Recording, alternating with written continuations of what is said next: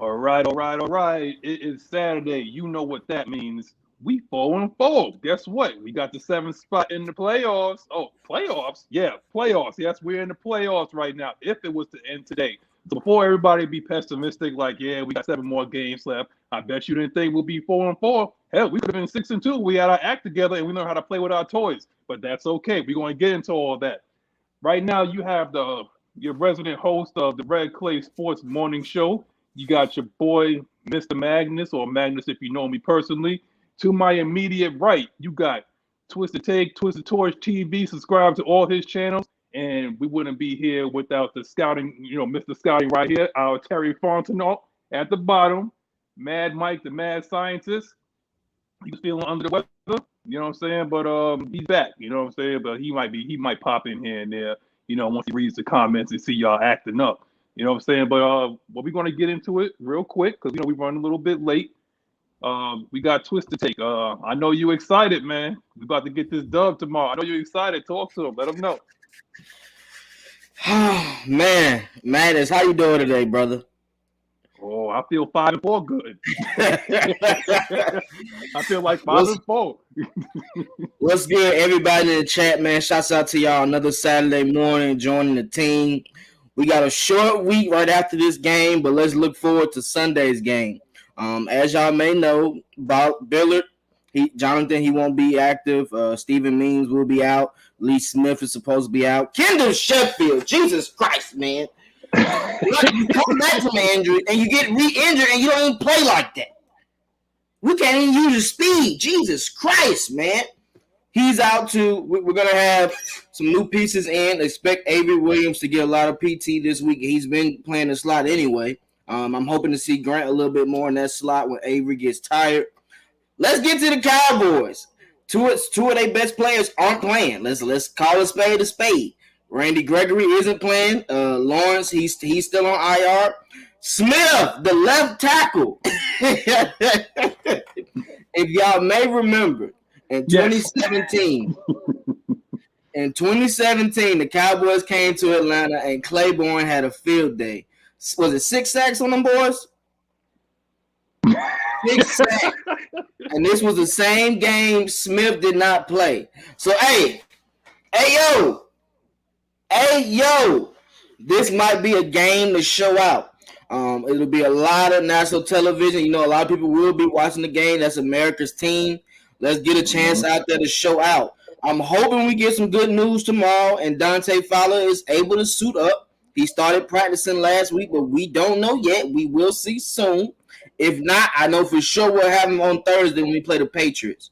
But just having Fowler come back into the fold, the way Ayo is growing, the way Gray, Purnell, Rush, oh my God, that boy is that's a nose tackle. Mike and Rush is a nose tackle. And if y'all didn't see that scheme of how Dean Pease said it, he said, all right, y'all want to run the ball all first quarter, I got something for that. Put 3 big defensive linemen up there, and let's see what happens then. The run game was none and void. Nothing. We didn't see it. And Kamara got hurt. So, hey, they play the Titans this week. Expect a loss. Without AK out there, it will be a loss. So, Titans, make sure you thank the Falcons for getting AK hurt. He putting too many miles over there with Sean Payton. They doing too much with AK. They didn't give him a rest. So, good luck to them. But, hey, we got a chance to get 2 wins back-to-back, guys. We also have a chance to get our revenge. I know y'all know what happened last year. Not getting the onside kick, losing 40-39, and what was our boy name, number 34 back in the day? Donald gave up that nasty, I don't know if he was dancing, CD Lamb cooked him on the corner route. That's how they got the field goal. No. He ain't on the team now, CD. You're going to see AJ. And make sure you prepare. 74 yards given up in 8 games. I don't even know how that's possible. He barely getting targeted. And if y'all watch the Atlanta Falcons, when he did his mic'd up, he was talking to the coach. He said, man, I want to pick. They don't even throw me the ball.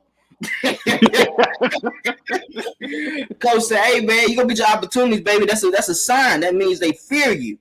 So let's keep that streak going. I don't expect the Cowboys to line up to AJ Terrell like that. I feel like they might put Gallup over there more and try to put CD Lamb and Cooper in the slot or going against Fabian. Fabian, it's your time to shine, baby. We will have the bracket coverage whoever's on that side. AJ will be an island. We didn't worry about that. We will bracket coverage. So Fabian can be more free in that cover 2 or that cover 3 scheme to where he can go up and make tackles, that's what he's good at anyway, making tackles, right? Mm-hmm. And he's getting more physical. If you watch these past couple games, we dogged him since that Washington game. Ever since that Washington game, he been getting more physical with receivers.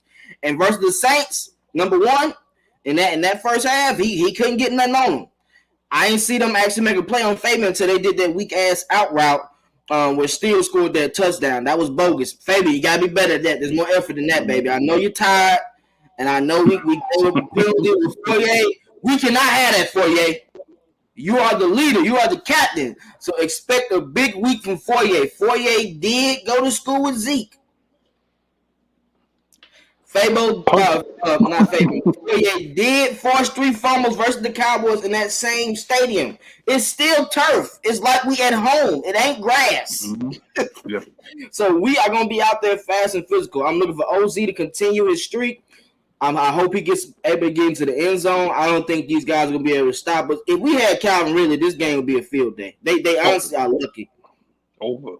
They honestly are lucky. But what we have here, Kyle Pitts, Cordell Patterson, Hayden, they're going to see the best of them. I'm hoping this running game can get moving forward. Mike Davis, you got to get in the fold, baby. I don't know where you've been at. You from Atlanta. Oh, all right. We good. Magnus got something. Let's get into it, baby. Let's go. Mike Davis, a.k.a. the tiptoe burglar. Okay?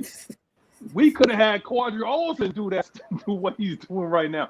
But what I will say is that if you watch Arthur Smith's presser, he said that he's picking up the blitz. So, I mean, he may not be running as well, but he is putting his head out there. I mean, maybe if we had him on that 2016-17 team, maybe we would have won the Super Bowl if he stuck his head in there would have blocked that blitzer. Just saying. Oh my God! Don't bring that up. Taking a shot at Devontae Freeman. This taking a shot. Now, I'm gonna piggyback off of what you said because right now, Kendall Sheffield is killing me. You remember that scene in Friday when Pops was like, "How you get fired on your day off?" It's like how you it's like, my man can't even get out his own way right now, man. I mean, we've been sitting here waiting for Sheffield to solidify that secondary, since basically last year. Like, we didn't want him to come out since about last year. And I mean, I guess that's what happens when you have like 4.3, 4.4 speed, like you're your own worst enemy, man. Like your hamstrings. Oh, Mike, you want to say something, Mike? You want to add something? Nope. I know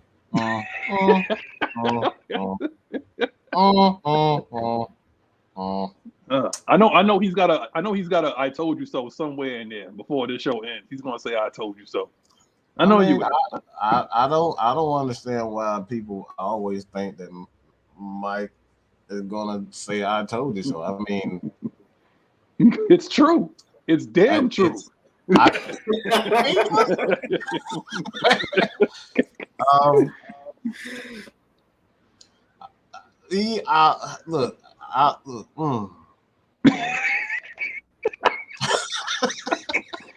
you got to forgive Mike. Mike is trying to watch himself because we had him on IR. So he's trying not to revert back, to Mad Mike. Right now we got gray area Mike.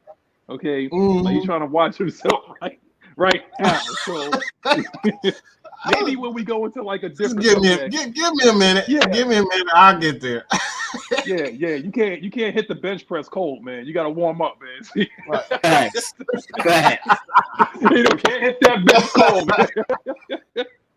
But I want to give my flowers to certain people.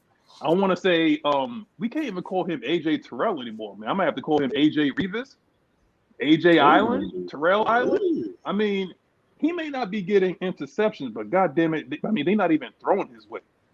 I mean, they literally not even throwing this man. They're not even trying. I mean, it could be frustrating the fact that they're not trying this man, but once you become elite like that, they won't even look your way. They won't even try. Mm-hmm. I mean, welcome to being an elite corner. Welcome to being like that dude.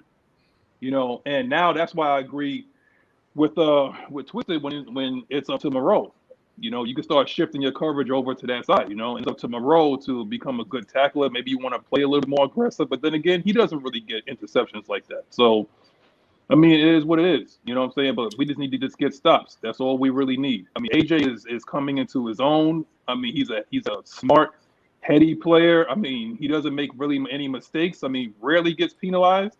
I mean, the dude. I mean, honestly, I was a little disappointed. Like when we dropped him. I mean, when we drafted him, because I really didn't really know about him, except for what ESPN. I got lured into it. That's why I don't like ESPN, but they kind of hypnotized me too. He gave me the okie doke, and was like, he got burned on that play like in a national championship game. But damn it, like, look what he's done since. Before I continue, Wizzy B, what's good, man? With the $9.99. Oh my god! Shouts out to you, Weezy. $9.99. That's like Disney Plus subscription right there, man. Thank you for that. Yeah, he paying that for sure. Yeah, we are getting majorly disrespected. Spread plus 9.5. Y'all saw that too. The media calling our win last week a fluke win. The media don't understand the level of revenge we have this week. DQ must pay for his sins. Oh, you damn right he will. And I tell you one thing. I'm gonna tell you one thing. Not even the Braves, not even y'all Atlanta Braves are getting the respect that they deserve. And they actually ramrodded the Houston Astros. So let's just call a spade a spade. Atlanta will never get the respect. Atlanta will never get the respect that they truly deserve.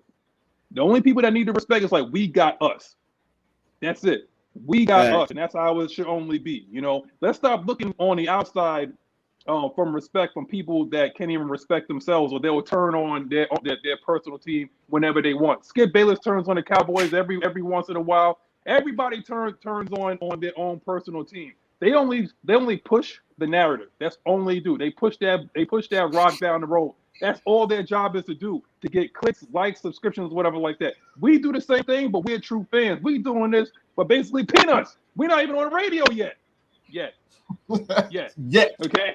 Please clarify that. Yeah. And if you think I'm crazy now, wait till we get on the radio. Oh, I have this ain't my final. Oh boy, y'all. Y'all better hit up 92.9 the game and all the rest of them. Better tell them it's on the way. I'm calling everybody out. Yeah, y'all talk about some Mad Mike. I got the free. We're gonna have to go on Sirius XM, man, because we about to get canceled. We go on regular radio. We about to get Miguel Sosa with the $4.99 all the way. Greetings from Mexico. Go Falcons. Yo, you live down there or you on vacation, man? Like, let me know. You gotta let me know, Miguel. Are you actually from Mexico or you down there, man? I may have a few friends that might want to talk to you. All right. Definitely. Hey, shouts out to him, man. Appreciate you for that $4.99, brother, from Mexico. Hey, we in there. It's worldwide, baby. We can't even say we are the nation anymore, man. We are the globe. That's what it is, man. UK, Mexico, Australia. Yo, we in there, man. We trying to hit Africa, man. So it's coming. Yo, we in there. But before we get into this subject, man, I gotta shout out all 93 people, man. 14 minutes into the show, we already 93 eyes, 93 people strong, man. That's what happens when you start whooping the Saints' ass. That's what happens. People wake up early, They don't want to drink on Friday. We'll drink tonight. Like, we'll drink tonight, but they don't want to drink Friday. And see, last week, I get you. I get it down there. Y'all was partying. Everything was, I understand that. Y'all had the Braves hangover. Now we back to normal, whatever. But I appreciate all 91 of you guys. I'm going to do a quick roll call. If I miss you, I apologize, though. Sadrian Washington, Prince Van, he's always in there. Work for Dre, Floyd Donnelly, my New York brethren, Sean, Mr. Motivator, always in there. Eric McDowell, Wallace Smith, Asia Green. What's up, Miss Asia? David Breland, Marcus Tashare, and Jay. Oh, God, like all these people in here. I'm about to miss some of y'all, man. But DJ with another one. $4.99. I mean, he paying the bills today. I mean, y'all paying the bills. From Marietta, bro. Currently living in Vegas. I love Whoa! living in Vegas. Woo. Fire. Woo. Bro, I'm gonna tell you right now, man. Stay out them casinos, bro. stay away from that spread, man. Plus 9.5. Stay away from that spread. But anyway, nasty work, man. So first topic, man. We have 500. We at the 7th spot. If the playoffs were to start today, we'll probably be playing against that COVID-stricken team up in Wisconsin. How do we keep momentum? You want to start this? Because you smiling, man. We keep momentum by building off a win. Don't let up. We going into Dallas. These Dallas team is hungry. They just got the shit beat out of them. It was 30-0 going into the fourth quarter. When you have a wounded animal, you pounce. That's what lions and tigers do. We don't wait. So start the game off fast and early. Mike, that's why I said Mike got to bring that hammer early. He got to pick up that pass rush early because we all saw with Kyle Pitts and your boy Micah, talking about how high school was and he owes Kyle Pitts. So I'm expecting him to try to fly around quick and early and try to get plays early. We got to stop that quick. I know he ain't going to line up on Jake Matthews' side. I'm expecting him to be on Caleb's side a lot more. People are scared to go to Jake Matthews' side like that because he's holding them hostage. I don't know if he's with money heists or what, but he holding them hostage every time they come to that side. So I'm looking for us, man. On offense, start off fast. On defense, get them to 3 and out. Pressure Dak early so he can change how he was. Because as you saw with Denver, they had a scheme set for that. They had him overthrowing plays, had him thinking stuff was open when it really wasn't. That pick in the middle of the field, I don't even know what the safety, he was there the whole time. I don't know how he didn't see him, but you got to create disguises. And guess who does that good? Dean Pease. So expect to see those linebackers coming up to the front by the nose tackle, pretending like they're blitzing, dropping in the coverage to nervous Dak in the beginning. If you remember last year, we had him flustered with DQ. Them first 2-3 quarters, he was flustered. He didn't really start making plays to the end of the third quarter. That's with DQ. Dean Pease has a different system. He knows how to get after these QBs. And he watched that Denver film. We got a cornerback just like how Denver does. So watch how they work. Get after them early. You see what we got. We got 10 doulas. Man, God, we in it today. Like I'm telling you, man, it's something about this bald-headed bastard that's down there calling the defense down in Dallas, man. Yeah. People just putting up the payday must have been yesterday, man. Old bald-headed bastard, stone cold lookalike. You heard what he said, right? What he said? Talking about some when they had the press conference saying like how you feel about playing your team again. He was like, "Look, guys, I mean, we're not doing this for for kicks and kittles. I got a game plan to make. I know you got a game plan to make. You just let Denver put 30 on you. What you think the Falcons gonna do? We got better weapons than they do, honestly. If he give up 30 again, don't think that Jerry Jones won't down there and go fire his ass at halftime. Jerry Jones is just that crazy. That is Jerry Steinbrenner. Okay, that man will fire people just for sneezing wrong. You know? But yeah, shout out to Trauma Lux, man. Appreciate you for coming here every week, man. Early too, man. Yes, DQ must pay for his sins. Facts. And I can't wait. I can't wait till we play. Do we play the 49ers this year? Later on. Oh yeah. You know who got to pay for his sins too? Kyle Shanahan, definitely. Oh yes. Oh yes. You know, it's a revenge tour, baby. That's what I'm calling it. It's a revenge tour. Mm-hmm.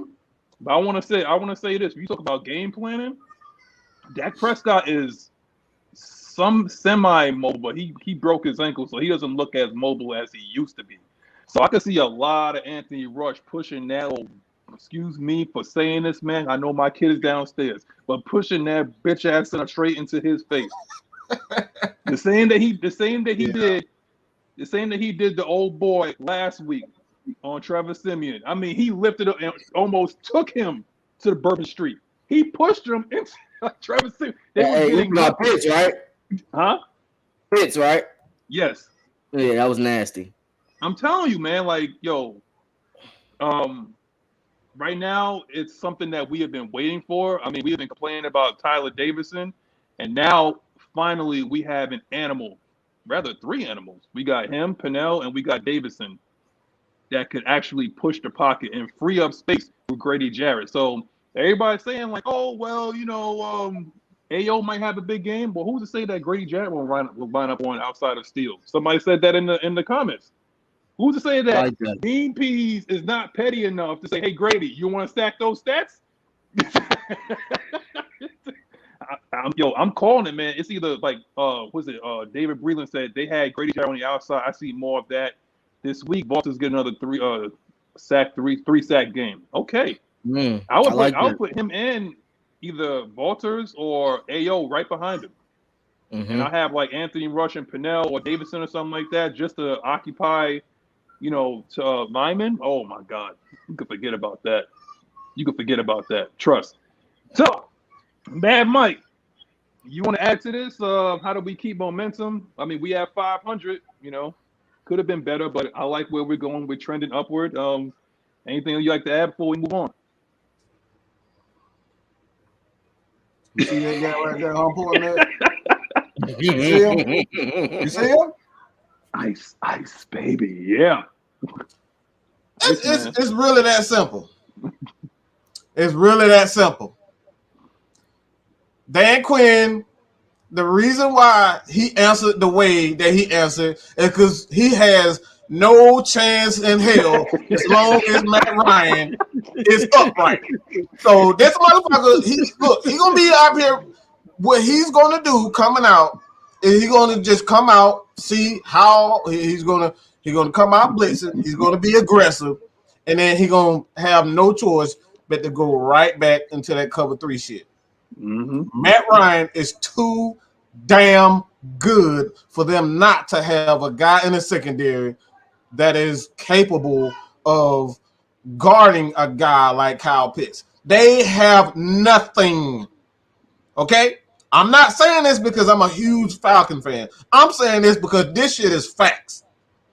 Dan Quinn has no chance in hell at guarding Kyle Pitts.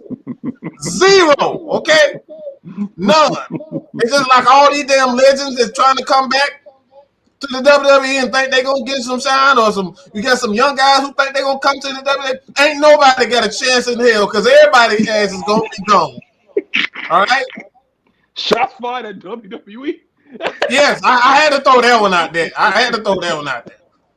But he has no chance in hell. It's going to be a cover 3 game, and he knows it, and he knows that Matt Ryan is going to light his ass up. There is nothing you could do outside of blitzing Matt Ryan and praying to God that offensive line is going to be able to get to hold up. They literally have to pray to God that the Falcons offensive line doesn't hold up. He doesn't have a fucking chance. Who are they going to put on Kyle Pitts? Who are they going to put on Cordero Patterson? Who are they going to put on Hayden Hurst? Let's just be real. Let's be real about this. He has no chance in hell. Those are mismatches across the board for the Falcons. And when you give Matt Ryan the opportunity to sit back and just do his thug thizzle, because he thugging today. He thugging out there Sunday. You're gonna see a whole nother level of Matt Ryan. All right? You're gonna see a totally different Matt Ryan. Matt Ryan, when he goes against his former coaches, he turned into Tupac on Biggie. We're talking about some hit 'em up. All right, that's what we're talking about. Cutthroat. Matt Ryan is focused, laser focused. When he going against, just go back and look at for 49ers. Everybody had the 49ers coming in, beating us 35-9 and all this type of crap. Man, he took it to Kyle Shanahan and that number and that top ranked San Francisco 49er team. So you home. Come on, bro. Come on. Yo. Like I said, this they have one shot at winning in Atlanta. They have one shot at winning in Atlanta. All right. And that if the Falcons don't get to Dak, they're gonna have a long day. That's the only chance they got. Because they don't have a chance. They don't have a consistent pass rush outside of Micah. And Micah is a strong side linebacker, and they're gonna have to send him on blitzes. They got covering. Who they got covering? Who they got covering? That's pretty much it. That's pretty much it. Thing. I don't know, bro. Like, cause we're going to get into that subject too. But I'm gonna say I did a little bit of research, and a lot of people have been talking about Trevon double move Diggs, and whoever that other loser is, like that second cornerback. I don't know what his name is, but he's a loser too. But guess who's one in terms of Brown? Yeah. Well, is it Brown? AJ like Brown? Yeah, he plays like shit. That's what he does. That's what his name is, Brown. You know, because guess what? Guess who's at the bottom at the league 1-2 and giving up yards, corners. Mm-hmm.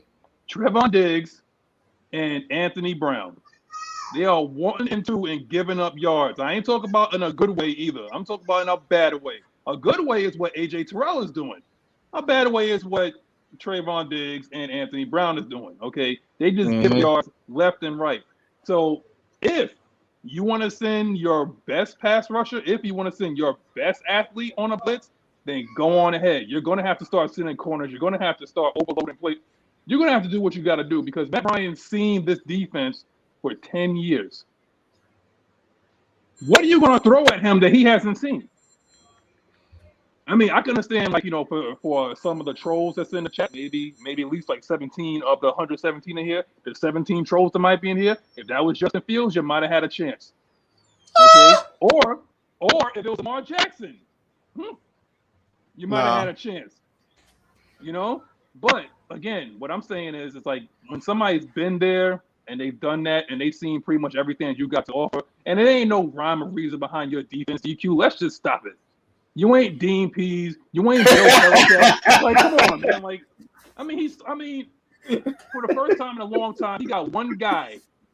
He got one guy that he probably would have drafted if he was still the coach of the Falcons. We probably would have had Micah Parsons. You got one guy. And if it wasn't for him, like, you got him and you got Randy Gregory. Other than that, who else do you have? Because if you want to keep Vander Esch and keep him in the zone and give him the responsibility of being on Kyle Pitts, so be it. KZ, you gonna get this work too. Oh, you know what? Maybe even Keanu O'Neal can get this work. Because you already know he bad in coverage. You already know he bad in coverage. Please. I forgot all about him. I ain't gonna lie to you. I forgot they even had Keanu. We forgot about him. I don't even know if he even seen the field. He can't even put him on. He just ain't playing that much. He ain't playing that much. When he out there though, let's go ahead and motion. Hey, Kyle, hey, motion. Let's see who we on. Baked chicken. That's what they used to do to us. Let's do that to them. Because I'm gonna say this though, like OZ, we got a gem in OZ too. OZ been eating. OZ's been. So who are you gonna put on Oz? Because Oz been finding the end zone, so I don't know who you gonna put on Oz. Oz turned into a hell of a route runner. He must have been walking right behind. My man Rip too. You see that tricep? God damn, Oz. It's a grown man out there, man. Yeah, Jersey boy, man. But yo, you see what he did to? You see what he did to Marcus Grabbamore? Yeah, I call him Law and Order SVU because he stayed grabbing. He just too grabby, man. Like a drunk man in the club, man. They don't know his liquor, man. He don't know his limit. Just stay grabbing, bro. But yo, I'm not worried about this. I want to know how they're going to use Micah, and I don't think they're going to use him in pass rush situation. They may have to drop him and use some other kind of scheme. I don't know. I don't even know. But you saw how the Bucs used that to their advantage when they were trying to put him in coverage. on that first game. You think he improved since that first game? Hell no. Hell No. I mean, he probably went up to Dan Quinn and was like, "Oh, I want the responsibility of guarding Mike. I know him. I want the responsibility. Put me on him, coach." Because Dan Quinn ain't gonna say no. He's a player's coach. He ain't gonna say no. You want that I work? honestly think there's gonna be a lot of cover 3, cover 2, cover 3. I really believe that because, like, you're gonna have to force Matt Ryan to throw it. Like, they don't have a choice at this point. Like, you're gonna have to force him not to throw it, but to kind of hold the ball a bit. Because if you get in the habit of sending blitzes, you got 2 guys. And that's mainly what it is. You got 2 guys, and you got a third one, also that the Falcons like to use with this wide receiver screen, that Cordero Patterson. So you can't get in the habit of just like blitzing because they've been known to, spread. You got motion out Cordero Patterson. He's in the backfield. They motion him out. They throw, like, they've been doing a lot of things with Cordero, using them like a AK. Those guys, those running backs, like, you can't really get a beat on. So it's like, what are they going to do? That's the biggest thing. What can you do? The Falcons have 2 tight ends that can legitimately take it to the house. Everybody's so focused on Kyle, but you still got Hayden Hurst. The dude still runs a 4.5 on the dang to himself.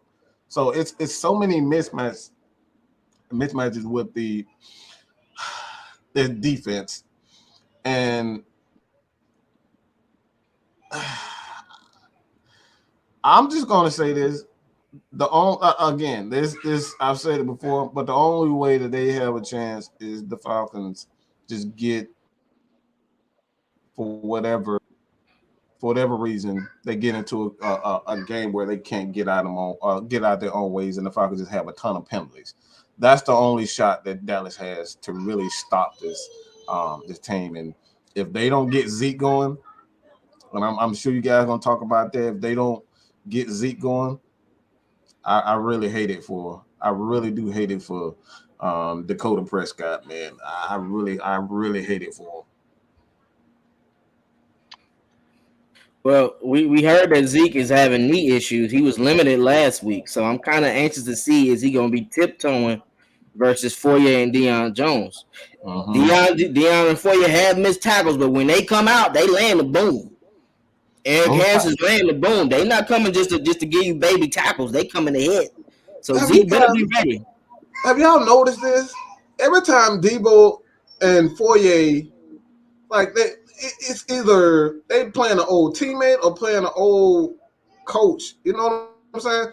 Those guys always seem to get a little bit more amped up. And we know what happened last time with Foyer.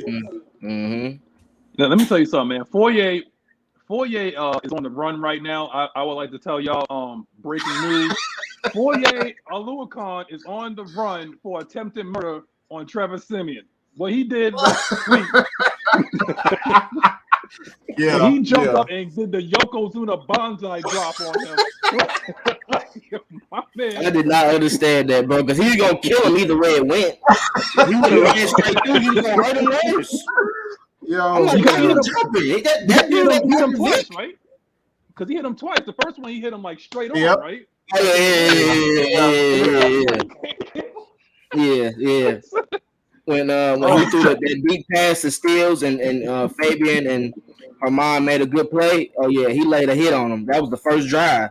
That's what made them punt the ball on that third down. Foyer came out of nowhere. I'm like, damn, I ain't getting the backfield that fast. Yeah, them dudes, they've been hitting lately, and we kind of see that Dean Pease has pretty much said that he's only giving them so much, which is why they're playing so freely. And so, look, this is a sleeping giant. I'm just gonna be honest, man. This Falcons defense is a sleeping giant. This guy's not even giving them most of his playbook, and them guys are slowly starting to get it. This is not their final form, man. I'm telling you, this is not it. You know, George Costanza Seinfeld reference with the $4.99. $4.99. Here's the issue. Kyle Pitts is a matchup nightmare, but they may blanket like in the Carolina game. Zach and Gage have to step up. CP can't do it all. They ain't gonna be able to. They don't You have that do corner. that when you have Stephon Gilmore, you could blanket somebody when you have a corner like that, but Diggs ain't that. Diggs is not that. Yeah, he doesn't have the size for that. Like plain and simple. And then if you do that, yeah, Gage can step up. I mean, you forgot about Oz going to step up. I mean, we got guys that can step up, and then just like Mike said, you got Hayden Hurst. There's different guys that can step up, and it seems like Matt Ryan is now comfortable in jukes. I want to can somebody, if anybody out there that play Madden, can they at EA Madden NFL on Twitter or on Instagram and tell them to up Matt Ryan's juke? Because what he did to Mario Davis is crazy. I got it. That was nasty. That man was on the ground, boy. Man, he tried to grab his foot, and Matt Ryan hopped over him. Get your stupid ass out of here, dude. What you doing over here, man? You lost your mind. He turned him into a meme. Like he will forever be on the ground, DeMario. That's his name, man. That's his name. Did y'all hear what Dean said about the switch with Deion and Fourier? About why he switched for a while. Yeah, it's been like that for a while. Deion has always had issues with verbalizing, being one of those guys that like get people. And Deion plays best when he's free, to roam. So that's just the best way to do it. I'm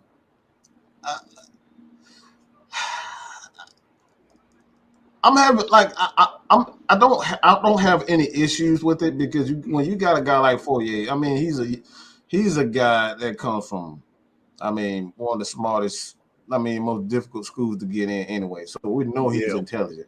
So it's just it's the right thing to do. And like I said, Deion is a freak. He's the improviser. That's what he does best. When he's free to be himself and do what he does and that wreak havoc, because you don't know what the hell Deion is gonna do. And I think that's the best way to do it. Fourier is the traditional linebacker, to be honest. Linebacker, and he's meant for that. He's meant for that spot. So I think he's just the best way to file. Because that's why I said this defense is it's a sleeping giant. And I'm not just saying this because you're talking about the Falcons have not even got the best out of Grady Jarrett yet. That's the scary part about it. They're still experimenting with Grady Jarrett. They're using him like a guy like Aaron Donald. And you got a corner right now that is starting to get it in Fabian Moreau. I know a lot of people are really down on him, but he's playing a lot more discipline. Outside a couple of crazy calls in there, he's playing well. And then you got another guy that I think who's actually been playing well also, and that's Avery Williams. Avery Williams and Hawkins, them guys are really starting to get it. So we talk about coaching all the time. Like all these guys with talent, we're starting to see Dean Pease. You're really starting to see Dean Pease really show what he can do as a defensive and a talent evaluator. Like that's what he's doing right now. He's showing people that once he understands what you can do, he's going to put you in a position to succeed. So, man, this offense, if Matt Ryan can continue to lead the passing game until this running game get going, man, that's whew. Like I said, this team could really be a sleeping giant. And we're talking about going back what Nick Wright said. Nick Wright said this a while back. Could be a very sneaky playoff team because the Falcons are not really even, like I said, the Falcons not even running the ball consistently well. I mean, honestly, I'm gonna read the. I'm gonna ask you this question, because I happened to watch maybe like 15 minutes of that god awful game on Thursday. And how do you feel about seeing the plays that, and I'm probably speaking on behalf of people that's in the chat, because I'm sure they're wondering, like, they see Javon Holland and they see Trevor Mulrig and they see these guys like starting and they making impact plays. Like, what do you think about Richie Grant? So far we're getting towards like the halfway point in the season. So, what do you think about him and his potential moving forward? I'm gonna be honest.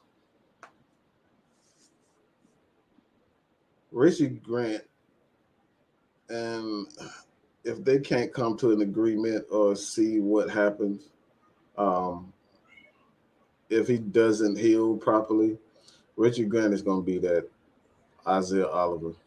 The dude, he's very aggressive. He's physical. And once he get the mental, that dude is going to be one hell of a player. I love what I'm seeing from him. The dude is just, like I said, he's getting to the point where he's not – he's getting to the point where he's running freely. And that's what we kind of keep a focus on.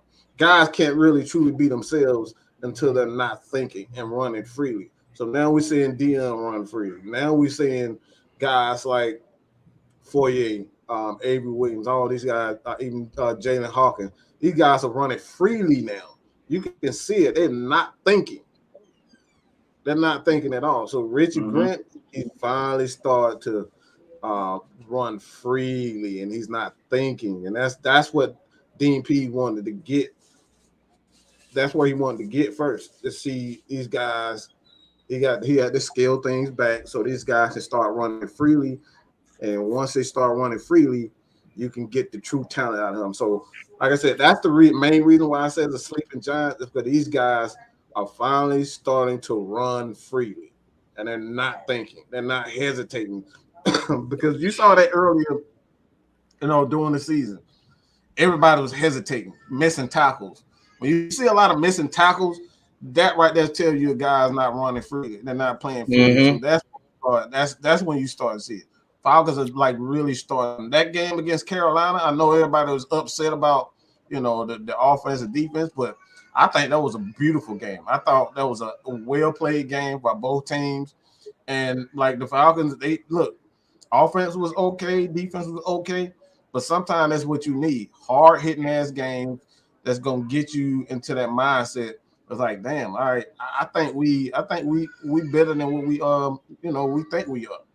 That's right there where the Falcons defense turned around. That Carolina game, they needed to be hit in the mouth, and they needed to hit somebody in the mouth, and that's what we saw. So now we're really starting to see this Falcons team, and I really feel sorry for any of those running backs, especially that little Tony Pollard, because the Falcons linebacker gonna be hitting his ass. They're gonna be hitting him. I don't know if you said this. I had an issue.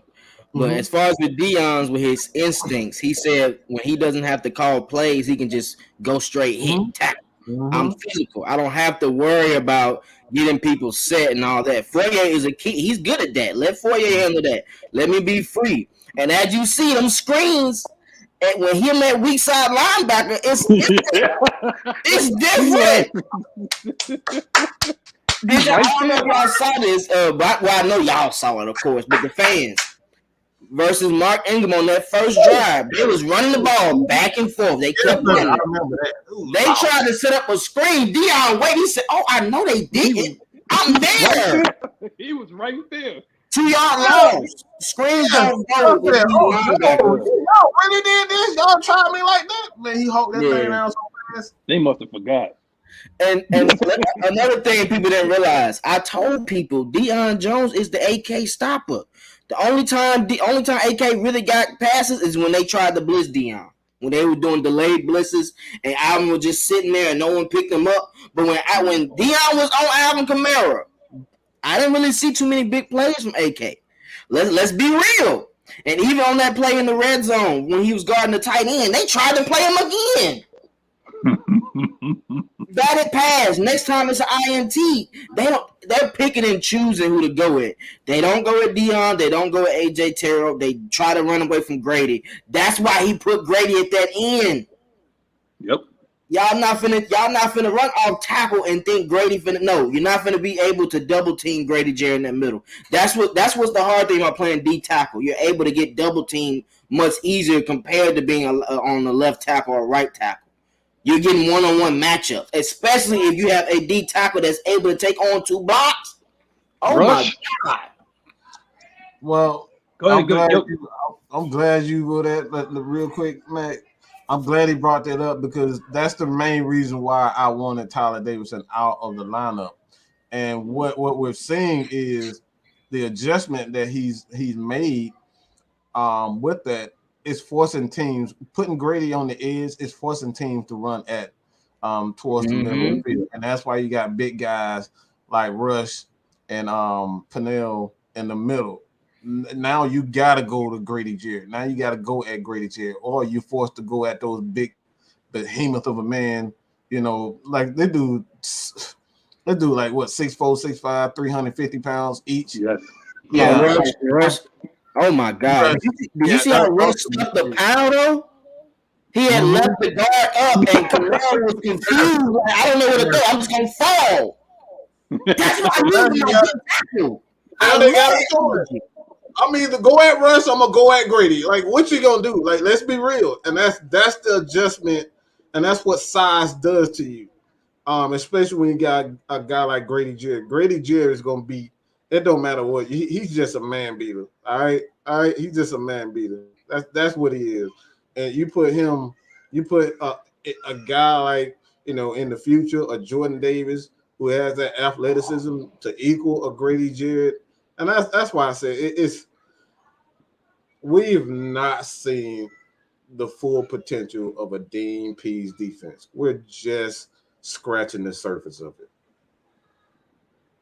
I like that. Hey, hold on. But shouts out to my homie Swaggy. He just sent me a cash out for 30 for going live. So shouts out to Swaggy. Whoa. That's what's up, yo. Shouts out to you, brother. Hey, everybody, look, this is what we want to do. If you guys really want to, we're really trying to get K Styles and Twisted to 1K. And if you guys want to directly just show them some love, man, the Cash App is the best way to do it. All right. We have everybody Cash App in the descriptions, so you can kind of help not only Miss Maggie, K Styles, but Twisted, man. Let's show some love, man. Shouts out to y'all, man. Appreciate y'all, the fans, bro. Always. Man, just to be able to piggyback on what you said, just to be able to have, just like you said, that space eater, that Don Terry Poe, that Grady Jackson, somebody that's in the middle, just like to eat up blocks, that you can afford to move, Grady Jarrett to the outside and just beat up on these little weak ass tackles and whatnot. I mean, actually, I would like to say this. Until later on in the game, I don't even remember, and I gotta give shout out to Arthur Smith and Dave Ragone. I don't hear like Cam Jordan's name even mentioned until almost like midway through the third or fourth quarter. So they started sitting like 0 blitzes. I didn't hear nothing from Cam Jordan. We didn't talk about that. He tried to go to Jake Matthews' side, and that shit got. He a goofy. He tried, he didn't do that. He didn't do good over there, boy. He tried to go to Jake's side, but Jake said, take your ass right back on that table. I mean, like I said, they kept they tried to move him around. They moved him to McGarry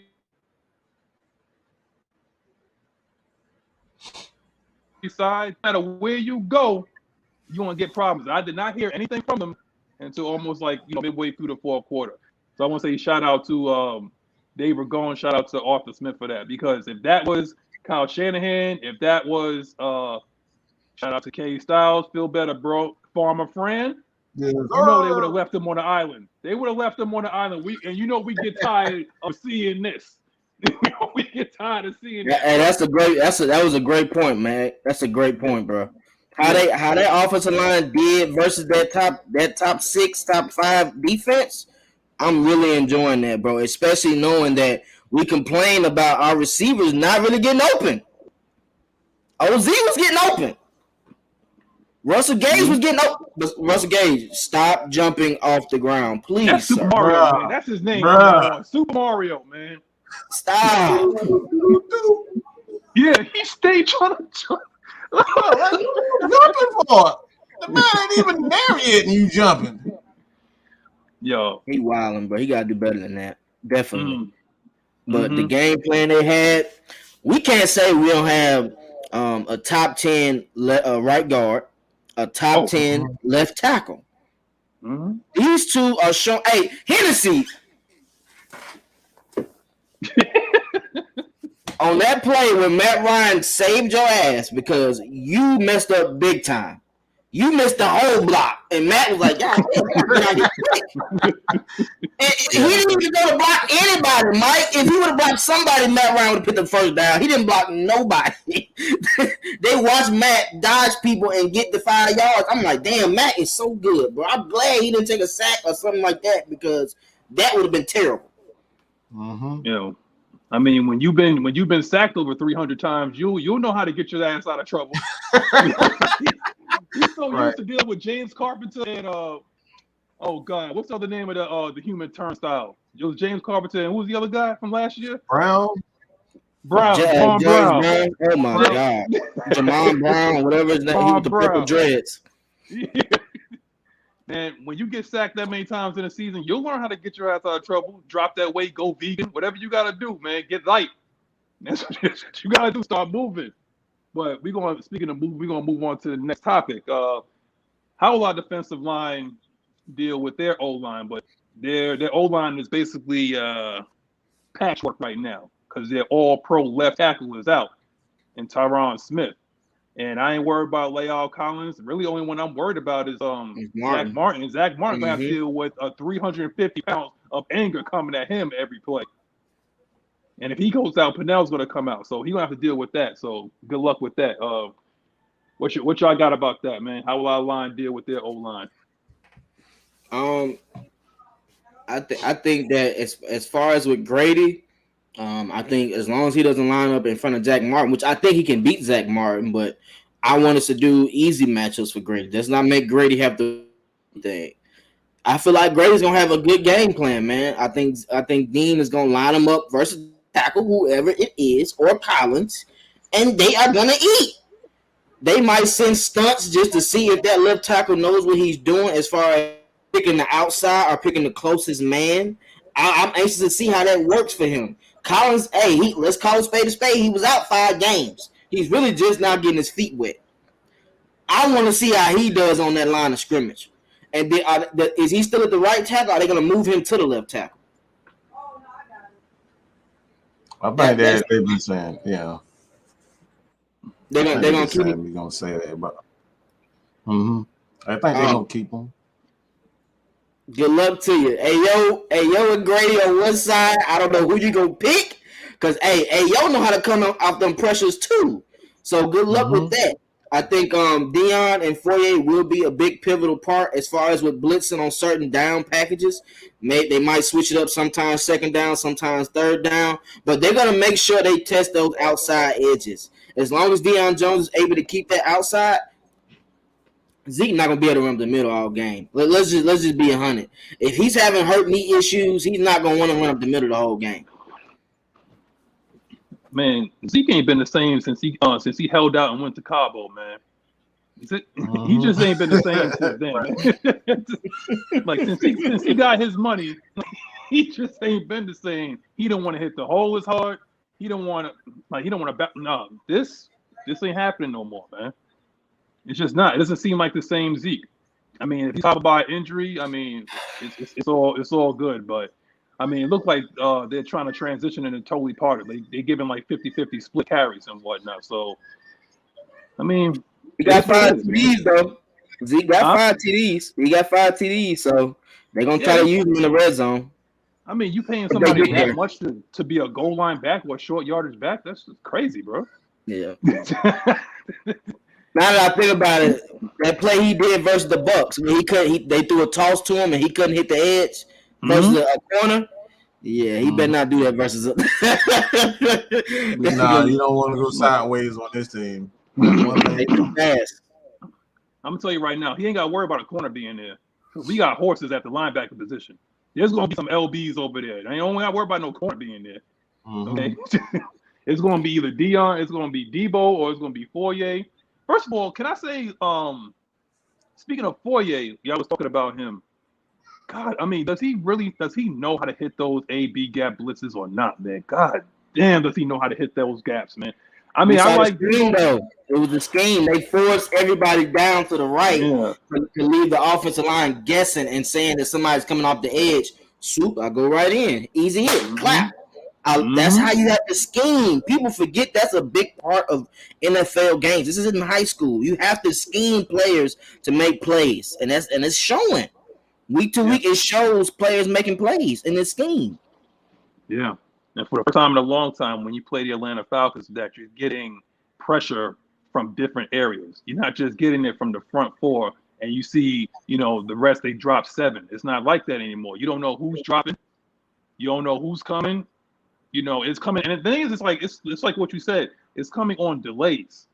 It's not immediate. Like, they're not just sitting there like in the gap and it's like, okay, you know when I'm coming, you can account for me. No.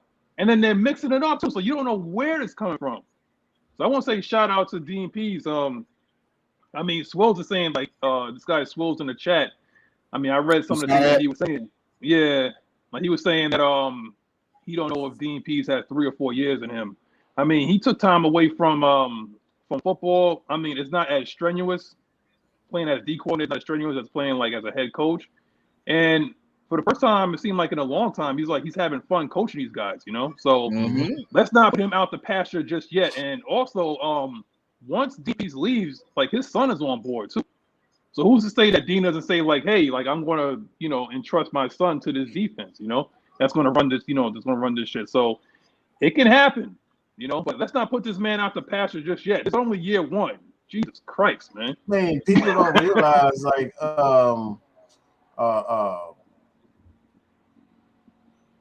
Pittsburgh defensive coordinator. He coached. He was like almost 80 years old. Dick LeBeau. He coached him. He was like 80 years old. So it's like Jim Johnson too. Just because you're in your 70s. Jim Johnson. Yep, Jim Johnson. Yep. Until Bill Belichick. Him.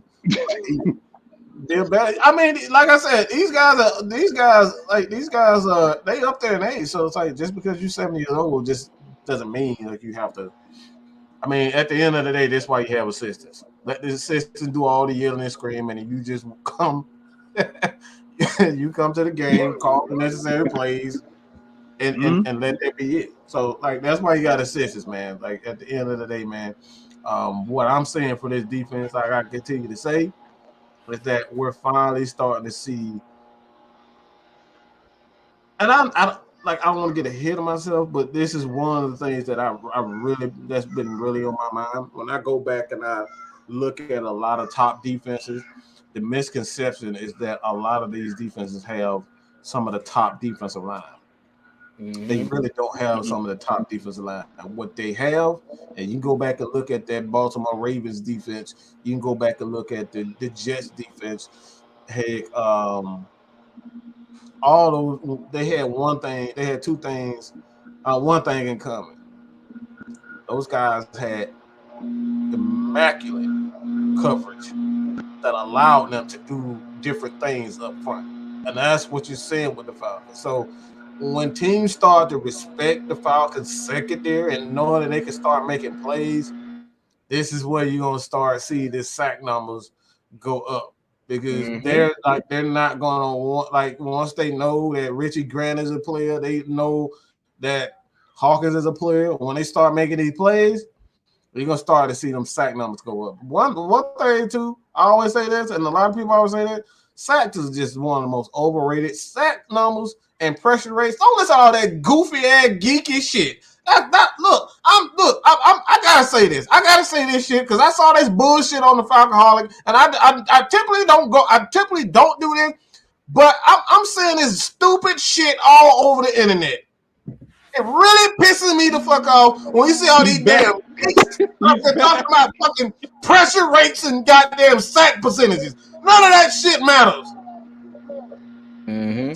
Tack fucking McKinley for 3 years straight on the Atlanta Falcons led this team in pressure rates and sack percentages. And his ass is in fucking Cleveland, and he was a fucking journeyman. And we up here like literally slobbering over some damn pressure rates and press. Like, what the fuck cares? Can you get the sack on third down? Can you get the fourth down stop? That's where it matters. Can you get the red zone stop? Up here talking about some damn pressure rates. Nobody give them out that geeky ass shit. I'm sorry. I just had to say that. That's really been pissing me off. Not the analytics. Look, bro. Every time I see a damn pressure rate, that shit drives me fucking crazy, man. That shit drives me nuts. Fucking pressure rate. The hell I care about a damn pressure rate? Did you get the sack or not? Y'all always say that crap about Matt Ryan. Did we win or not? Did we get? I want to hear nothing about no damn pressure rate. Bro, it took an hour and 53 seconds. I'm sorry. I really hate pressure rates. I really hate pressure rates. That's one thing I cannot stand pressure rate. It's the dumbest shit. Whoever came up with it, they need to be outlawed. Don't ever come to football. Don't talk about football ever again. That shit is crazy. Probably Pro Football Focus. You know, Charles Barkley said this. Yeah, Charles Barkley said this on Inside the NBA. He was like, analytics is just made by guys who couldn't play, he couldn't play ball in high school and couldn't get the girl, and he was trying to get in the game. He said that's what analytics is. Because it really is. Like, oh my god. Mike, you could throw QBR in there too because we already had passer rating. We already had passer rating. Why did you? Who's leading the QBR right now? Uh-oh. They're not gonna say that though. I ain't gonna say it. I want to say it. They're not gonna say that. That's what I'm talking about. If a certain quarterback in Tampa, was leading in QBR, if a certain quarterback in Kansas City was leading in QBR, if somebody man bun in Green Bay was leading, no. Ooh, yeah. Mm-hmm. Yeah. Matt Ryan leading in QBR. Now watch. Now the statistic doesn't even matter because of the fact that he's leading in that. Doesn't matter now. Mm-hmm. Because if we're going by percentages and all that, then AJ Terrell is having like a really bad 2 years because he doesn't get no picks. I mean, he gets tackles every once in a while, but he doesn't get any picks. He doesn't get picked on. So he's just basically like a guy out there that's just doing his job. If we're talking about just analytics and whatnot, right? What does the analytics say about a guy like that? Like that what the eye test does not show. Because it's all about the eye test. The man's playing out of his mind. But percentages show that he's the third best, corner, that this playing. Come on, man. Stop. Because they were slurping Trevon Diggs and he's leading in a stat. Yards. Mm-hmm. Yards. That's what that dude does. He gives up yards. That's what he does. Man, y'all better be. Oh my God, they're lucky that Slide ain't playing, man. They so glad. Oh, they so lucky that Slide ain't playing tomorrow, man. Yeah. That's all right, man. Wizard of Oz is playing tomorrow. You don't get that. You know. Oh, all right. Twisted. I'm gonna let you take this one, man, because you're a trenches guy, man. With Gregory out, how you think they will feature Micah Parsons? Let the games begin. This is gonna be funny. Man, I'm praying and hope they try to use him just only pass rush. They better not put that man in coverage, dog. I don't think he's ready to guard nobody in coverage right now, man. I'm just being honest. I'm just saying what I've seen. Because in the NFL, it's not just about speed. These guys have double moves they're doing at the line of scrimmage. Zacchaeus ain't finna be doing short little moves to where he got to drop back in coverage. He gonna throw it right on the outside, and Zacchaeus going 15, 20 yards up the field. That man can't guard people like that. I'm just saying. He has 5 sacks on the year. He does know how to get tackles for loss. That's what he was doing in college. So he can do that. Do not put that man in coverage. Dan Quinn, listen to me. How you used to do Vic Beasley, do not do that. We will send a wheel route up that middle, and Cordell is going to toast that man. There's ways to avoid that. So make sure you use him as a blitzer, because I don't see nobody else on their pass rush that can actually give up 2 sacks. I don't see it. He's the only person. We have been hard at stopping people with speed rush. So I'm hoping that Caleb takes another step with that, because the Panthers, they had speed rush. Burns and the leading sack with Hassard, they were making plays off speed rush.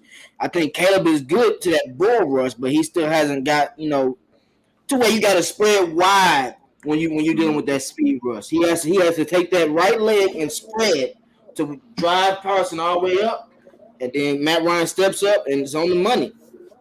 Don't put Parsons in cover. That's all I really got to say. I don't see nothing else.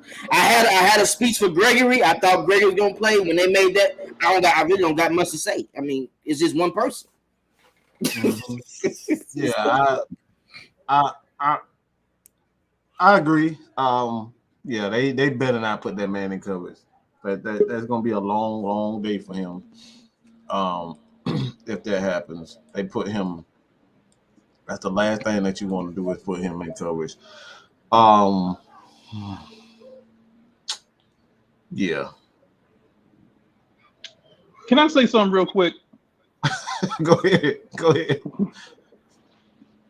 Y'all realize, again, this ain't analytics. One more time for the people in the back twisted. What did you say about that leg? What did you say about that leg as a lineman? What are you supposed to do for a speed rusher? That right leg is supposed to go step out. So that way you can force Parsons to go all the way around.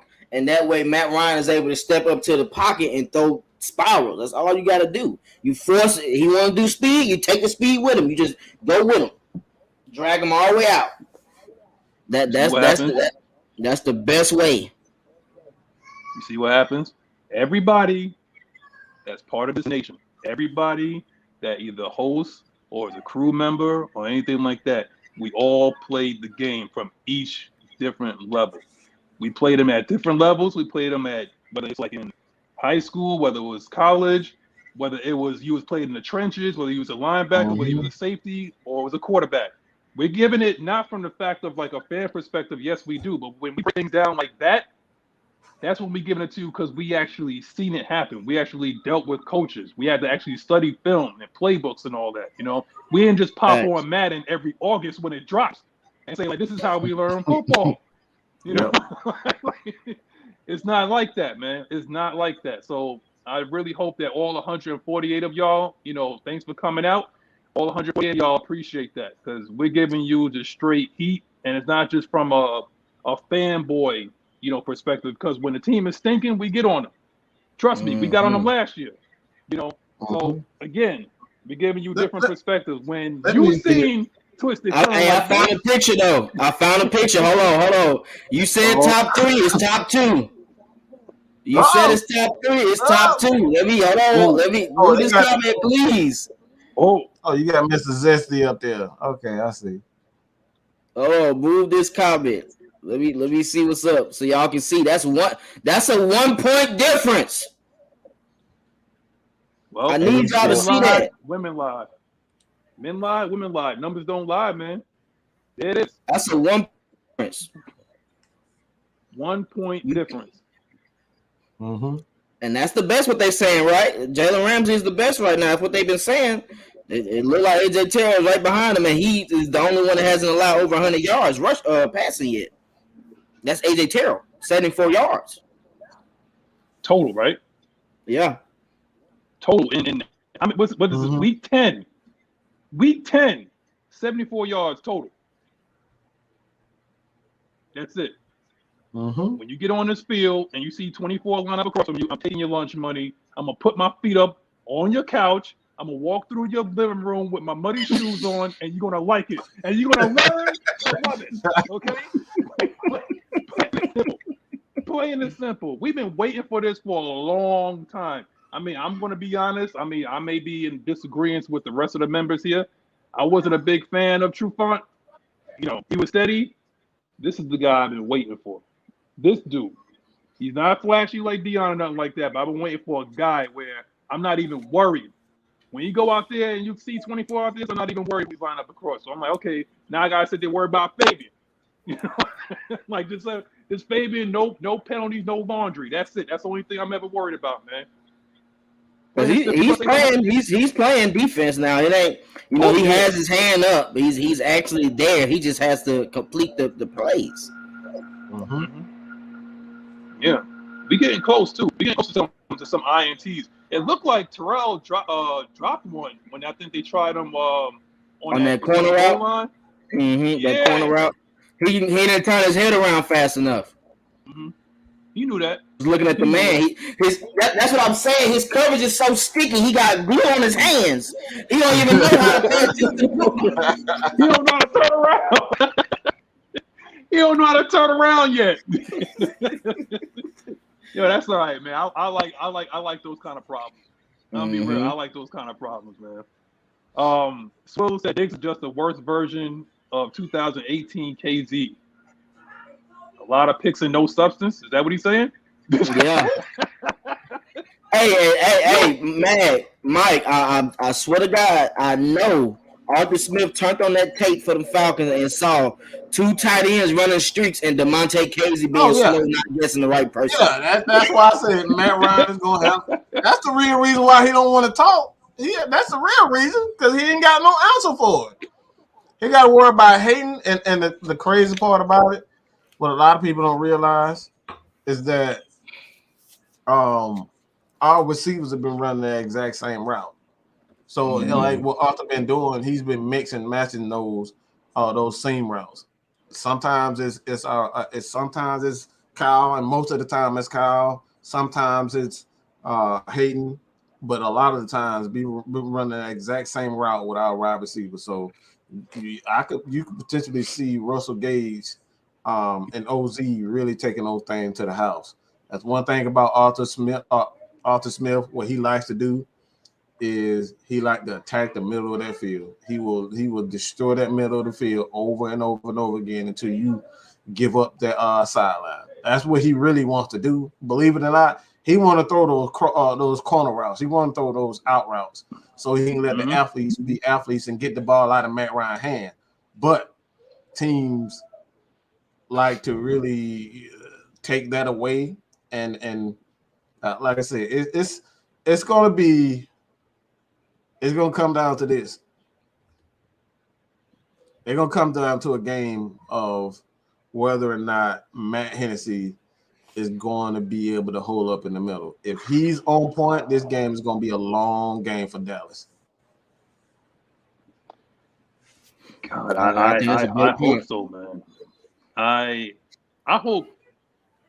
I mean, for the most part, Hennessy takes that next step these next 7 games. There's a reason why we took, I'm not going to say he was a generational talent, but he's second generation in Dorman, in this past draft. Because right now this is a tryout for Hennessy, I mean, if Dorman comes in training camp, which honestly I think he will, I think he's going to take his spot next year. It is what it is. But it's going to be some competition. It's going to be some competition. You know what's funny? And here's the thing is, you know who we forgot about? Yo, Matt Ganol. Like, does he come back this year? I don't know, but if he doesn't, I mean, that's a nice problem to have, because where do you put Matt Ganol working out? I don't know if he's coming back, but I know he is like having like private sessions workouts. Yeah, that's so cool. Where would you put him? Where would you put him? Like, because I believe he's got to start. Like, he's just that guy. He's shown that he's able to start. Like, do you pull somebody out, or Well, he's going to receive playing time, because he's going to receive playing time. But Arthur loves to get his lineman in on short yardage situations, whether it's the middle of the field or goal line red zone opportunity. So. if he's able to come back, I fully expect him to be because what they're going to force to do is use Hayden Hurst. They're going to have to use Hayden Hurst in those short yardage situations. And I don't know if you guys have been paying attention, but teams are really starting when the Falcons go to those big formations. Teams are starting to use a lot of like nickel and big nickel to come back because they know that's typically where the Falcons like to pass the ball. So once that running game get going for the Falcons, like teams are they're gonna be hell. Like it's really gonna be hell on earth for the opposing team because we go to those big sets. Matt Ryan getting full protection, and you got athletes like Kyle Pitts who's blocking a lot better now, and that little punk bitch. Cam Jordan had nothing to say when he was blocking his ass and blocking those linebackers. I just had to throw that out there. He's talking about he lighting the pants, and then next thing we know, we see Kyle Pitts on him. We see Kyle Pitts on Demario Davis. Yeah, we saw that. Well, I definitely saw that. Bro, I'm gonna tell you right now. I'm about quiet as hell after the game. They talking. That man was talking hella shit, boy. Pitts is too light in the butt to be a tight end. It costs. I could see us doing that though. I really could see us doing it. Since Lee Smith is out, I really think we're gonna run a lot of big formations out there. I think we're gonna have like Spriggs out there. We're gonna have like almost like 6 offensive linemen out there. If you want to start sending blitzes, then by all means go on ahead. Because Lee Smith is a tight end, but he's our blocking tight end. So we're just gonna send another lineman out there. You know, it is what it is. Like you asked for it. If that's what you want, you can come get this work. Because we finally got, offensive coordinator and a coach that's in synergy, and that knows how to make adjustments on the field and during the game now that Arthur Smith knows how to use his toys. That's it, And that's what I'm proud of. He's going to confuse the shit out of Dan Quinn tomorrow. I'm sorry. That's what he's going to do. I don't give a damn. Quinn can get this work. I can't wait till Kyle Shanahan, too. I can't wait till we go up against Jimmy Garoppolo. Oh, my God. Yeah, boy. I can't wait. Frisco fans are not happy with him right now. They are not happy with him. It was like, he's gonna have to go back to coaching. He's gonna have to go back to being an offensive coordinator, man. Yeah, he is not. His ego too massive. He doesn't want to give up any type of power until he learns how to give up power and trust coaches and trust his players. He's gonna forever be an offensive coordinator. He's what was the name of that dude from Oregon that ended up as Philly's coach? Kelly. Chip Kelly. Him and Chip Kelly got the same record, 25 and 44. Wow. Yeah, 25 and 44. So that's nasty. Yes, and let's stop. So let's stop. These trolls that come in here talking about Kyle Shanahan and Matt Ryan was better with Kyle Shanahan. So here's a little tidbit for you, since y'all like numbers or whatever.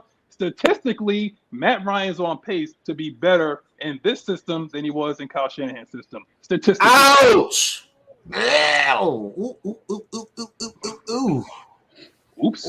When them numbers come out, boy, it changed the game plan, don't it? I hope I didn't cause much trouble.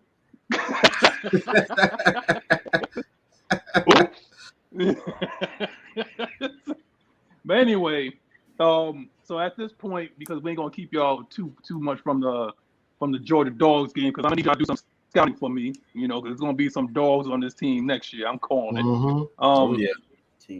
This is the Q&A part. So if y'all got any questions, throw them in there. We're gonna get to a couple of questions. We're gonna let y'all go. We know y'all got lives and whatnot. 143 of y'all, 143 likes, 143 sets of eyes, 143 subscriptions, man. I appreciate y'all coming out here early in the morning. So get your questions out here. In the meantime, we could do our predictions, but get those questions out. Score predictions. I know Mike doesn't do that, so I'm gonna skip over him because he don't do predictions. Yeah, I'm fucking terrible. He don't do that. So Twisted, go ahead, man. Man, I'm so wrapped because I feel like this is gonna be a high scoring game. But then another thing is thinking like, but I feel like Dean Pease is gonna shut Dak down. I don't know why I feel like this, bro. And I'm torn between the two. I really want it to be a high scoring game and us ended at the end, but then I'm like, nah, I want Matt Ryan to coast this week. So I'm looking at it. I think we're gonna score 30 points. I can say that. I'm gonna say 35. Ooh, 35. Ooh. I'm gonna say 35-24. 35-24. Cover the spread. The other way. Yeah, the other way.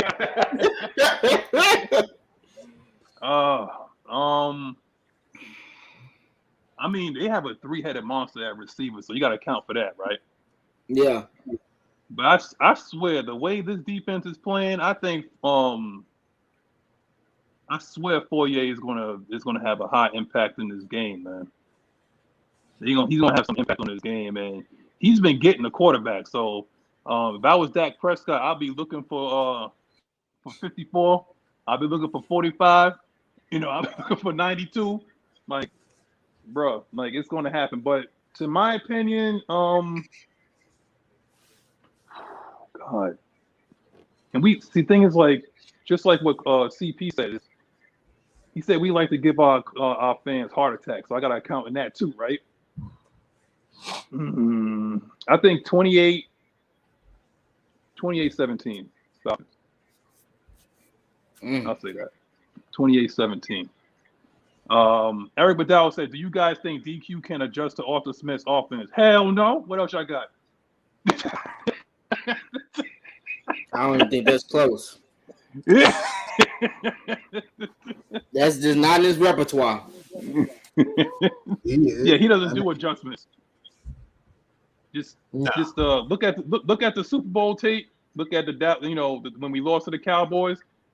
He don't do adjustments, man. He's what he is. Dairy Queen, Stone Cold Steve Austin. He don't make adjustments. How do we get pressure on Dak Prescott? Shouts out to Steven, Cowboys fan. Shouts out to you for joining us, bro. You know what? And he's cool as shit. That means he's one of those Cowboys that I can talk to. It's not too many. It's not too many that you can actually talk to that's like realistic, because every week that they win is we them boys. And that's it, man. We going to the Super Bowl. How about them Cowboys? That's all it is every week, man. They obnoxious. But if you ain't that dude, I can talk to you. If you ain't that guy, I can talk to you, man. I can talk to you.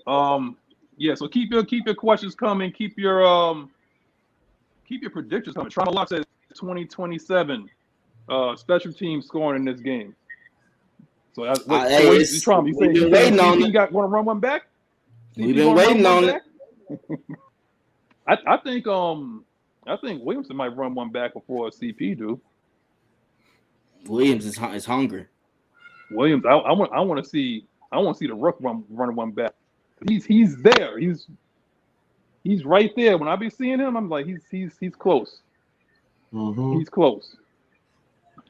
But yeah. So like I said, Mike, you don't want to have any predictions, but who do you think particularly needs to play? I'm gonna try to get him into something. So I'm gonna say, like, who do you think? He said, but I still gotta ask. Yeah, I'm not gonna ask you for a score. I'm not gonna ask you who needs to who's gonna play well. But defensively, who do the Cowboys must account for on particularly every down, so you won't wreck the game.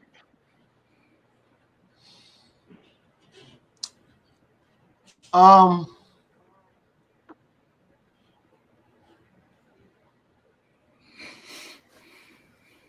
gonna say this: if they don't have an answer for Anthony Rush, it's gonna be a long day for their offense.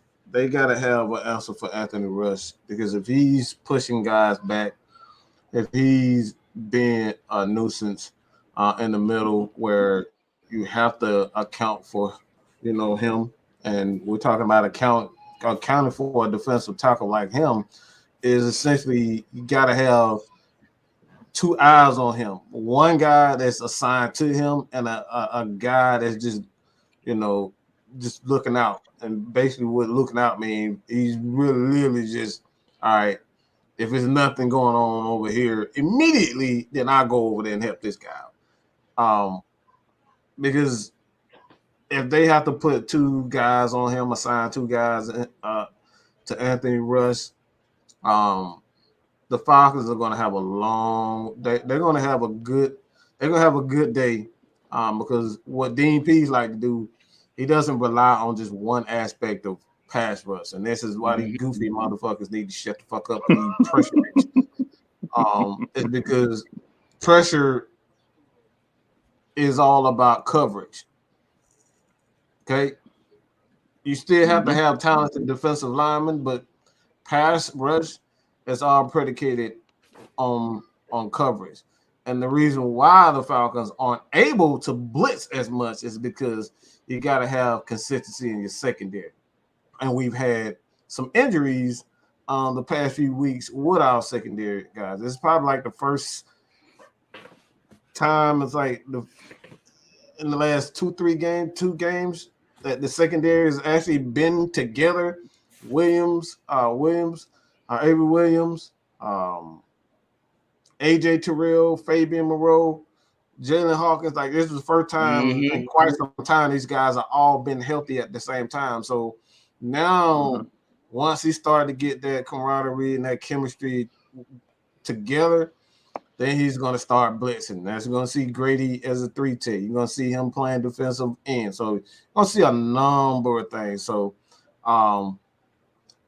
it's, again, you just got to be patient, man, because the coverage for the Falcons, I think they either 12th or 14th. I don't remember exactly which one, but I think it's 14 as of right now. So they're doing a great job at covering, and it's all about just getting these guys, and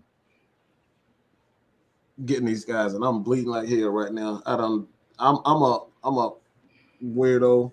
I like to pick out my fucking scabs and shit, and I'm bleeding like hell over here. So, ladies and gentlemen, your blood sacrifice for tomorrow. I'm literally bleeding like hell over here. So yeah, I'm a weirdo. I do goofy shit like that, and I'm blood all over the damn place right now. So that's like I legit when you say I bleed red. I bleed red. I apologize. I apologize, bro. Maurice, Amy, what's up, bro? Like, appreciate you coming out every weekend with us, man. With a possible playoff berth, do you see us keeping Calvin Ridley? I know he meant Ridley. Next season. Honestly, I don't. We know we want to say it. I found out another tidbit here, another numbers thing. Shout out to Matt Carley. Follow him on Twitter. He has He's a legit follow, man. If you want to know like numbers and just like the game of football, follow this dude, man. Like, he knows exactly what he's talking about. And on his podcast. Apparently, like, if we extend Grady and we extend Matt, we free up $30 million in cap for next year. Oops. Did you just say that? Tell me you didn't just say that. Booker T. Yo, $30 million in cap. So, yeah, now you got a chance to re-sign Fourier and keep your key players. And also, you can go out and get one of them boys. Now you could be in a conversation for one of them boys. What does Devontae Adams look good in that red and black? Would Devontae Adams look good in that red and black? Yeah, baby. They got money to work with. They'll have money to work with that you can throw at somebody, man. And can't they add? They could add more if they do Deion Jones too, right? Yep. Yeah. I think Deion. Yeah, they could get Deion, pay Fourier. They still have money to pay Fourier. Yeah, they can do some things, man.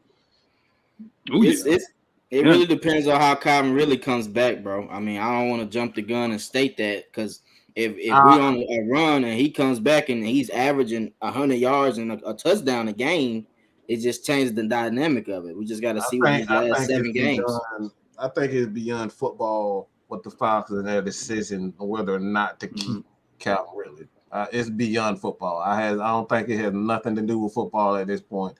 I think the Falcons, especially what we're seeing now, with the releases of guys like Deedon Not and a lot of these young guys and a lot of veteran Tui being released. Like these guys are big on trust. So if they can't trust you to be there for them, this is not a Dan Quinn and Thomas Dimitri. These guys just keep you around because you got talent. These guys got to be able to trust you. And I don't know if they trust Calvin Ridley at this point. So you're absolutely right about that. It depends. But I mean, we got Odell Beckham with the Rams right now. So weird shit could happen. I don't think anybody would have saw that coming. So I'm not going to sit here and say Calvin is poised to be here. I would have never even thought Julio Jones would have pulled what he pulled. So at this point in time, I'm not going to say that Calvin for sure is here or he's here to stay. I really don't know. Man, I don't know if he's for some, I'm not going to say for someone like that, but because I understand when you're going through something mentally, and I get that, but we know how the NFL is, and we're not talking about him personally. So before, let me preface my statement by saying that it's like we're not talking about the man personally. We're talking about what, like on the field, when we getting ready to watch the game and we don't see 18 out there. That's it. And that's all we're talking about. And we already know Thanos Fontenot is all about, just like you said, he's all about getting trust. So again, this is what we're talking about. So I don't know if Ridley would really sit there and try to pull I want to get like $20 million. You know, and that's the first thing they're gonna pull because this is a business. Like you want $20 million and you went on IR because you had some issues that you had to deal with. It's like we need people that's gonna be here. Plain and simple. Like we appreciate what you guys. It happened with the first year of the new GM. Like if this would have happened with Dan, then new GM and coach come in, it's different. But it's happening on the first year, so it's kind of trust. It's kind of tough to build that trust, and then you're gone for 4 games. So you're right. I mean, GMs want their guys. Like GMs want their guys. That's a great point. Yeah, that's the thing. It's like, you know, that's why GMs, they hire their coaches and they get their quarterbacks. Unless like you have like a lot of money tied in quarterbacks, like in this situation in Atlanta, it's easier. But again, it's tough to the point where eventually you're going to have to draft the heir apparent. But it's usually what you see when a GM comes in is the first thing he does, he gets his guy, like his coach. And then from there, it's like, okay, we need to get a franchise guy. You know, we need to get a franchise quarterback. If you need to understand how this thing works, look what's happening in New York with the Jets and the Giants. Okay, you don't want to hear. Bro, you don't want to hear what's going on ESPN New York radio here, man. It's bad. When I'm driving into work, I can't listen to that. I listen to y'all driving into work, man. I can't listen to that mess, man. Because all they talk about is like this is too much transition, like a whole bunch of transition. If you want to see how this thing works right, then look at your Atlanta Hawks. That's how you build franchises. That's how you build things the right way. Look at the Atlanta Braves. That's how you build things the right way for the future. That's how you do it. And it's safe to say the Atlanta Hawks was going through a scandal with was it Ferry? And they got past that. You know what I'm saying? So remember that BS that they were going through? Yeah. But in the midst of all that, they still was be able to develop a team that you guys could be proud of. You know? It's happening right now for the Falcons. It's just the fact that our fans are a little bit fickle. I don't understand why, you know, but they're fickle like that. We got real fans there spread around, but Twister, you like you're gonna say something, man. No, I was reading the comments. Somebody said I'll give Red 3 years, $60 million. I giving his ass shit. 20 what? The fuck? $20 million. The most I'm giving Red is 14, 15. I can't give him 20. I'm just being that's just me personally. I can't even give him 14, 15. I'm not giving him that. He ain't been here. He ain't been on the field. Why I'm against somebody? I can't give him $14, $15 million if you can't go over the middle. You got a great point there. You got a great point there. Well, I don't see us getting no receiver in free agency, man. I think we'll draft one with that second round. We got 2 second-round picks. I mean, you can get A-Rob. Big tackle in that first round, and let's see what we can get out of one of those second-round picks. Because receivers are good in college. Receivers aren't the issue as much coming from college to NFL. Mm-hmm. Got to keep this in mind. Pass rush that you worry about. Pass rushers is hard. And linemen, they are hard to grade coming to the NFL. You got to keep this in our mind also, because Dave Regrone is obviously and the offensive line coach. His name escapes me right now, but those guys play an intricate part of the players that they're going to train. And those guys may want to go elsewhere, or they may want to stay, and they want their style of player. So why do I bring that up? Is because we know that Dean, that for the most part, Arthur calls the plays, but a lot of people really don't they don't know. Dave Regrone is real. He's a real intricate part of what this offense and how we attack each week.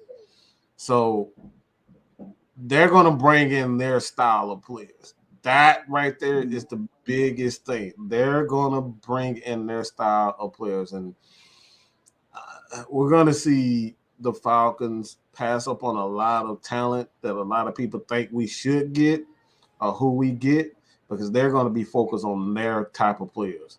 Mm-hmm. And that's what we need to focus. And that's when we see it even in free agency.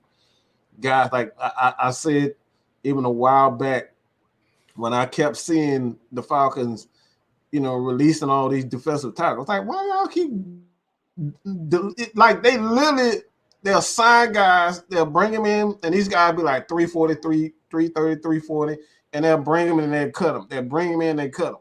They're letting you know the type of players that they want in this game. They bring in big defensive tackles who can eat up space, and they bring in linebackers who are in the size of 6'2" to 6'4", and these guys are like 230 to 250. That's what they're looking for. So it's not a secret what the Falcons are going to be doing. And as far as the wide receivers are concerned, I would not be surprised if Falcons make a play on Adams. I really wouldn't be surprised, because you can really give him $30 to $40 million up front, and you do that for 2 years, and you can develop a young wide receiver, and then send Calvin. You can send Calvin. Oh my God, really?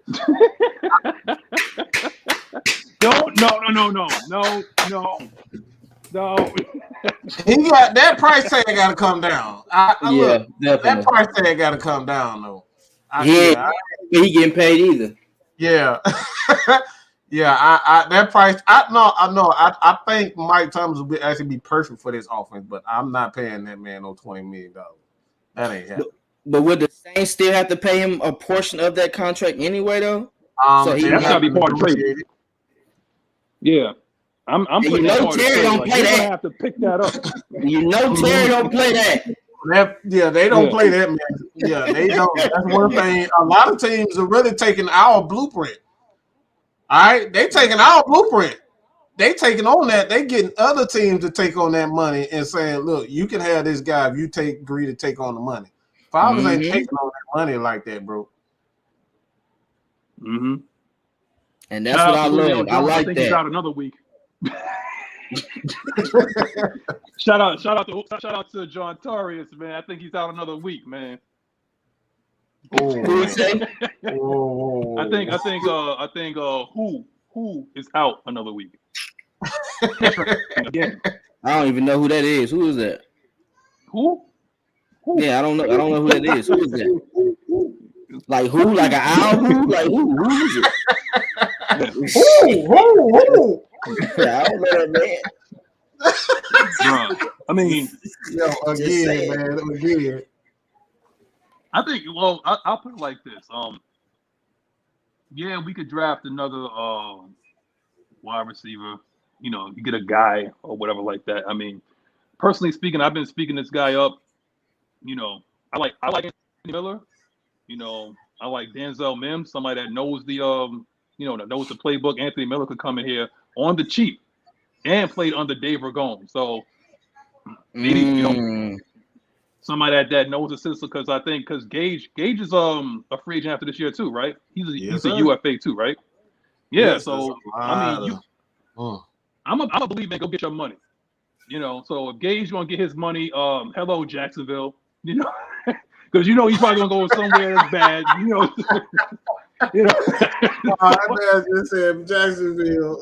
He'll probably that's nasty work. It's gonna either be Jacksonville, Houston, or Detroit. Yeah. You know, you go somewhere, it's gonna be a lot of money. You know, like slide. You know, go get your money though. But I would say like somebody that can come in and instantly contribute, that knows the playbook. I like Anthony Miller, and he got speed too. You know, so like I said, him, Mims. But like I said, we already did the score predictions. We're gonna get you guys onto that Georgia Dogs game. What you need to do, all 135 y'all, scout this team and see who you would like. I'm giving y'all homework. I want to see who y'all like to see in that red and black next year. Besides Jordan Davis, we already know. We've been banging the drum for Jordan Davis. Who else would you like to see? Receiver, linebacker, who else? Okay, come back next week. We'll talk about that. I'll make that part of the subject. You can actually come on with us if you got the subject. You know, so if you know somebody that you would like to see, you know, put it on for like, you know, next week, and then I'll have you on for the show or whatever, okay? So I want to say my goodbyes, you know, because, you know, my kid somewhere tearing up the house or whatever. So, you know, you know, 133 eyes, 133 likes, 133 subscriptions. Subscribe to AFN, Mad Mike Sports. Say a prayer for K-Styles. You know, he's on the mend, but he's probably going to be back this week. You know, you can't keep that man down. The sixth man will be coming off the bench. You know, he will be coming off the bench. He's coming back, okay? He's coming back. And welcome him back with open arms. What you got, Twisted? Hey, man, appreciate all y'all joining us. Another Saturday morning complete. Let's look for a great team effort tomorrow. Let's make sure we cheering and showing out on Twitter and talking our stuff to these Cowboys. Appreciate y'all joining us, man. It's always a blessing to be able to talk to you guys about Falcons football. Because as you see, this whole week, I don't see no ESPN, no Shannon and Skip discussing the Falcons. Like, they are talking only the Cowboys, which doesn't make any sense. If you're a sports analyst and you're on these big networks, you're here to break down both teams. If I don't care what y'all say, y'all showed out for the Saints beating the Bucs a week before. We beat them, and now you don't talk about it. Yep. I don't like that. I'm glad Harry Douglas is on ESPN. Hopefully we get some more camera time for the Falcons. But if not, we'll take our respect starting week to week as we did last week. Let's continue it. Let's get our revenge week this week versus the Cowboys. Let's shut them up. Let's get these media to understand this team is rebuilding, but we working to rebuild. We trying to make plays and get to the best place possible. With Matty Ice, it's possible. Please subscribe and like all the content. AFN, Twisted Torch, K-Styles, Mad Mike. Hit up J-Rock on Twitch, Miss Maggie. Hit us all up. It's all in the description, man. Appreciate y'all.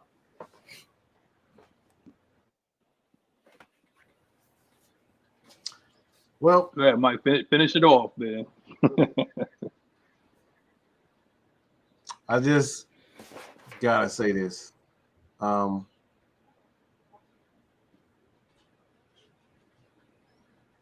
motherfuckers did a lot of talking this week when the Falcons were down. Y'all did a lot of talking. Y'all did a lot of typing. As soon as these dudes get at 500, everybody trying to act like they like nothing happened. Oh, I remember it. We got plenty of receipts. We got plenty of screenshots. I remember everything. I don't forget nothing. So if this team continue to go down that winning road, your ass will be called out. So get ready. Let's get ready to rumble. That's all I gotta say about that. We about to get at it. Believe that. I got screenshots. Look, I could go through history. Everything that you ever typed on this mug. I'm that petty. I will. You gonna get it. You gonna get everything. So don't hop on board like a lot of people did with the Braves. But it is what it is. We got that championship, but a lot of people act like they was Braves fans, and I ain't never seen it with a Braves tweet, a Braves post, the Braves hat, no nothing. That's a whole nother story. But don't jump on board and saying Matty Ice, my quarterback, Matty Ice. Oh man, I ain't hate Matt Ryan, man. I just wanted to win, man. I don't want to hear that bullshit. Y'all about to get all this work. I promise you, you getting all this work. I'm going back to my rants. All right. I'm going back to my rant. Y'all better be careful about what y'all comment on, because y'all about to get the old Mad Mike. I'm sick of it. I'm tired of all these fake ass Falcons fans who saying they talking about they been Matt Ryan fans, they been fans all. I just wanted to win. I don't want to win. Nope, y'all about to get this working. That's all I got to say about that. Stay tuned this week, man. K Styles, he will be back. Twisted, we're gonna continue to do our thing, heavy hitters. Like he said before, man, everybody, please go to the description of every single video. Subscribe to everyone. You can even find us on Spotify. We're going to be uploading more of our content to our Spotify, so we can get some of that AFN. That our audio when you driving at work, and you can't use your cell phone while you're driving. So put that mug on Spotify. Listen to your boys. Like I said, man, we got a lot of stuff coming for it. But you guys, man, we appreciate you guys for continuously supporting us. It's been one hell of a week. I'm not gonna lie to you. My boy K Styles, that's my brother, man. And I'm just gonna be real. It ain't been the same without K Styles. That boy, he really is the sixth man. He really make this damn AFN. He make this shit go. I mean, it was nothing. AFN ain't nothing without K Styles. So with that being said, man, head over to everybody's respective channels. Hit us up. Show us some love. That's all I got to say about that. I'm about to go look at this midget ass stat. I hope I don't get to see damn Stetson Bennett, the 18th or whatever the hell he is. But yeah, go dog. That's all I got to say, man. Peace. See y'all next week. Peace.